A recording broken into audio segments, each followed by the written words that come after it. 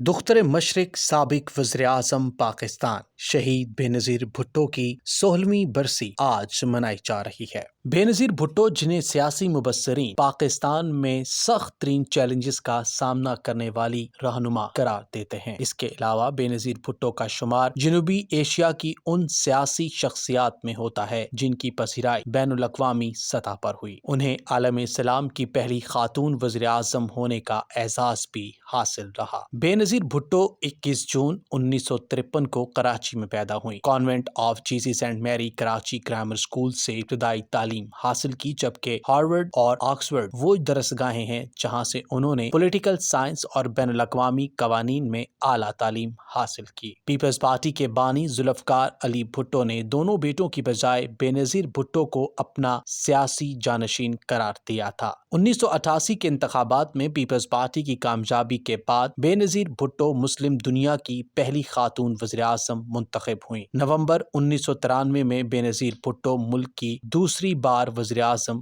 منتخب ہوئی تھی۔ 27 دسمبر 2007 کو راولپنڈی کے لیاقت باغ میں جلسے سے واپسی پر ان پر جان لیوا حملہ کیا گیا اور یوں عوام کی یہ محبوب لیڈر المناک انداز میں دنیا سے رخصت ہو گئیں۔ بے نظیر بھٹو کو لاڑکانہ کے گڑھی خدا بخش میں والد ذوالفقار علی بھٹو اور بھائیوں مرتضیٰ بھٹو اور شاہ نواز بھٹو کے پہلو میں سپرد خاک کیا گیا۔